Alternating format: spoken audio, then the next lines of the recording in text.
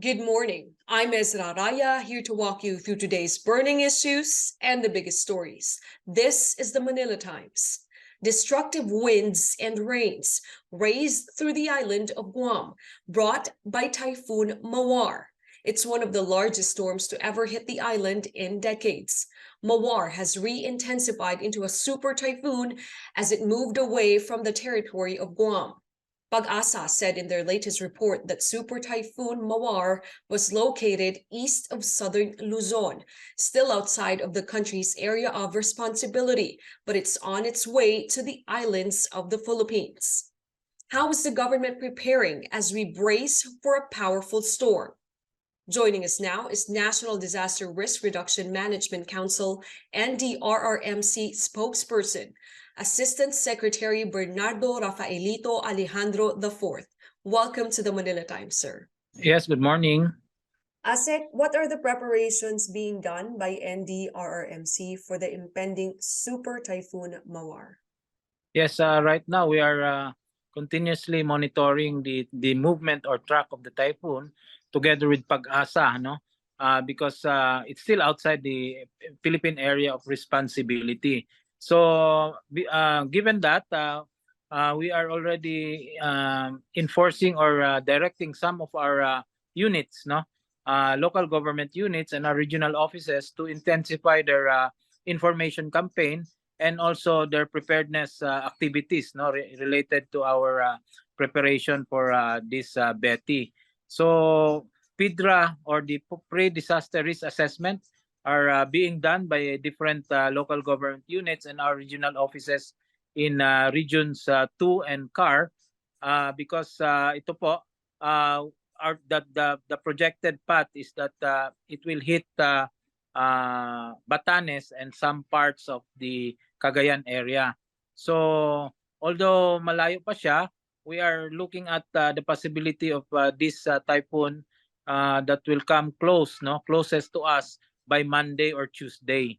So right now, our agencies are busy preparing or doing preparedness activities like ensuring our relief goods are well stocked, in the different strategic locations. Our response units are being readied, the men and materials, including equipment that might be needed during the actual response, and of course, the different evacuation centers that will be used. We are trying to check, and see these places or facilities. Sir, medyo nakakatakot po itong Super Typhoon Mawar, lalo na't kakahagupit niya lang sa Guam. Ngayon, alam niyo naman po ang Pilipinas pagdating sa mga bagyo.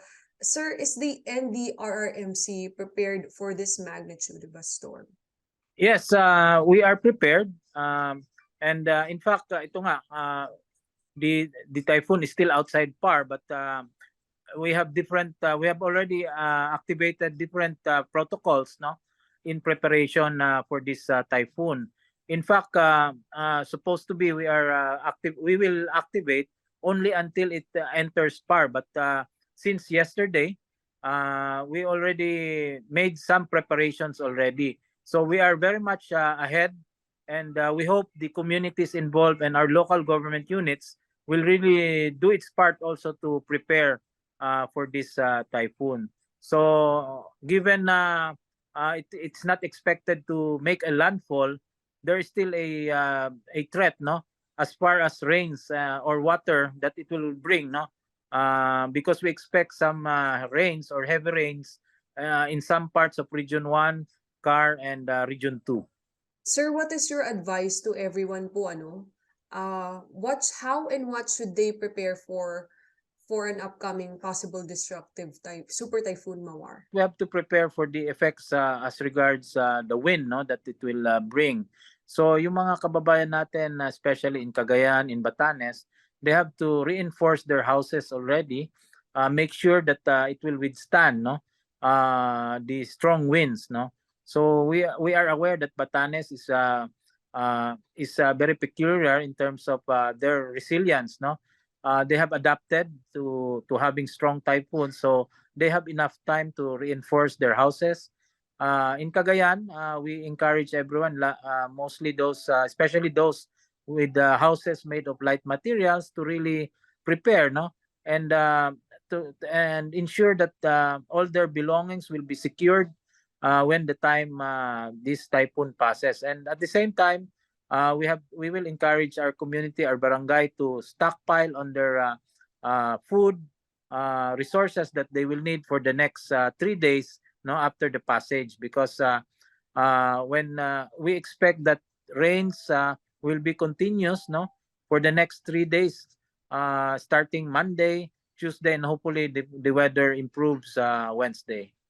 Sir, lastly po, paano naman po itong mga taong kami po nasa Metro Manila? Do we need to prepare? Will we be affected by strong winds and rains as well? Based on the current forecast, Metro Manila will be spared, no, from the major effects of this typhoon. But of course, we should continue to monitor.